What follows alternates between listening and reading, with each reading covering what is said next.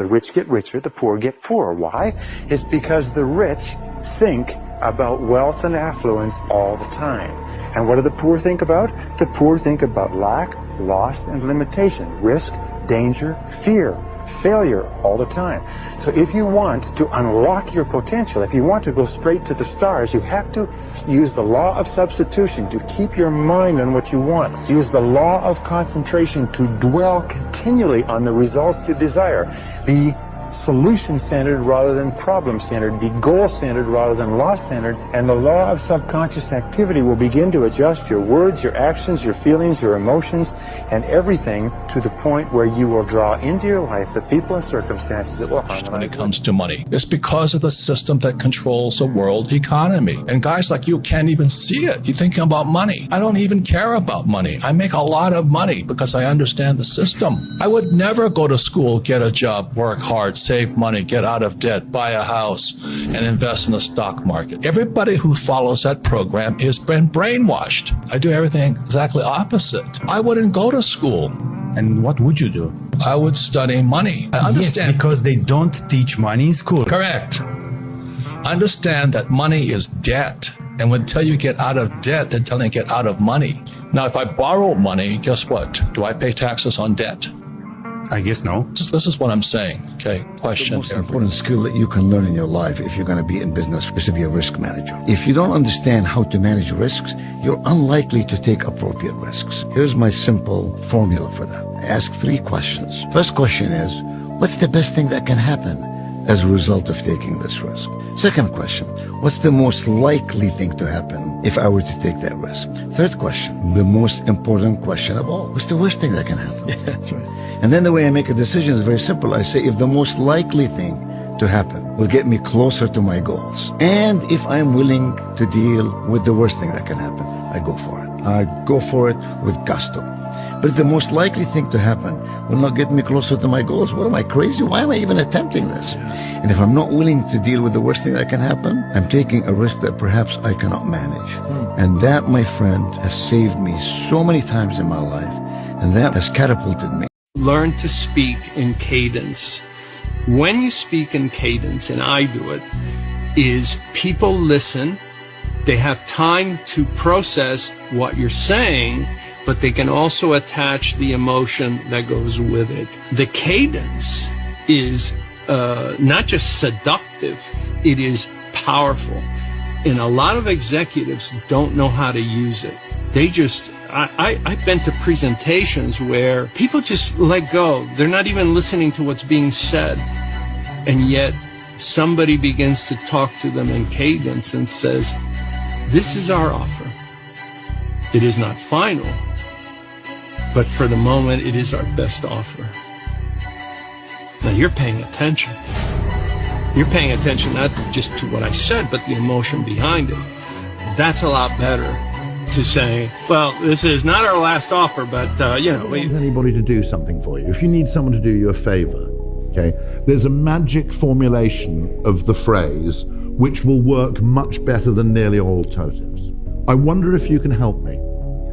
Not, I'm so sorry to dump this crap on you, or I know you were expecting to have the weekend off, but, or I need to do you a favor.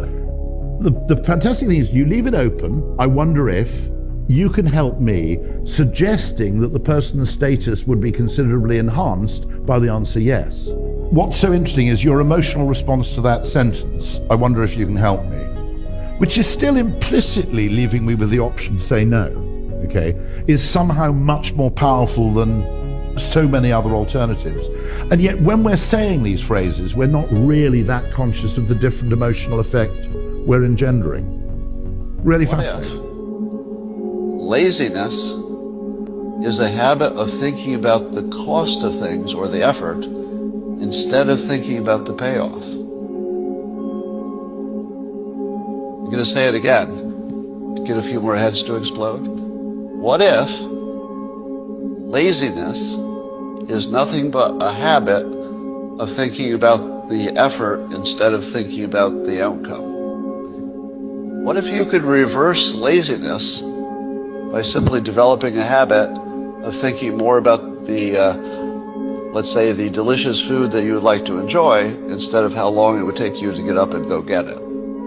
But the real question is, if you were to test this at home and try to see if you can think more about the good outcome and less about the work, would you get it done? Why is it that people have a second child? You know, why does a woman who goes through this awful, awful childbirth have a second child? Don't they always say the same thing? If I remembered how bad this was, I wouldn't do it again. Right? So the not thinking about the effort is vital to actually the survival of humanity. If we focused on how hard it was to have a baby, you just wouldn't do it. Or you do too little of it. But if you focus on how awesome it would be to have a family, well, making more money makes your life easier. You don't have to worry so much about education and doctor's bills, and so it does make your life better.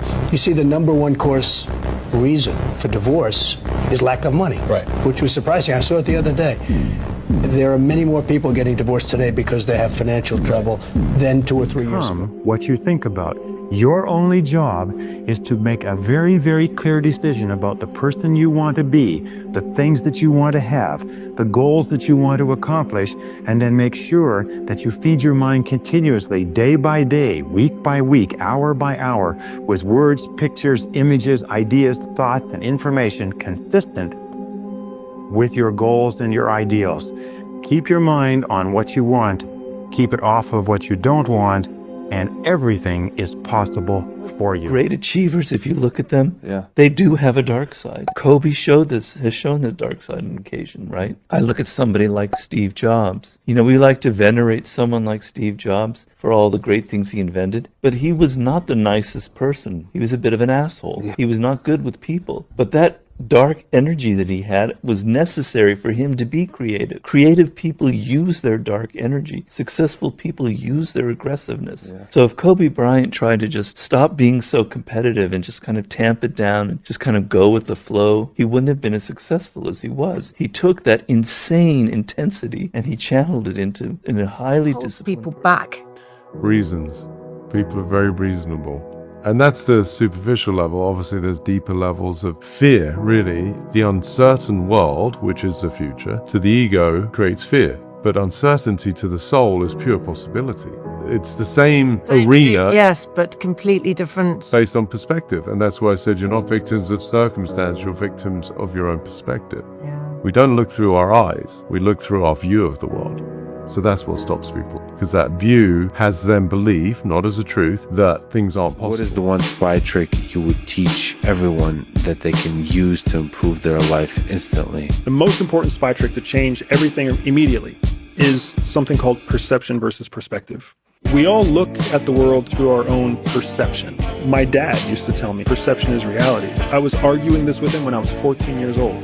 I told you so, Dad, you're still wrong. But perception is your interpretation of the world around you. But it's unique only to you. There's no advantage in your perception. That's why so many people find themselves arguing all the time, trying to convince other people of their own perception. Perspective is observing the world from outside of yourself. Or even more powerful, you sit in the seat of the person opposite you. When you shift places and get out of your own perception and into someone else's perspective, now you're thinking like them, which is giving you an informational advantage. But you know what they're all doing? Everyone else out there is trapped in their own perception.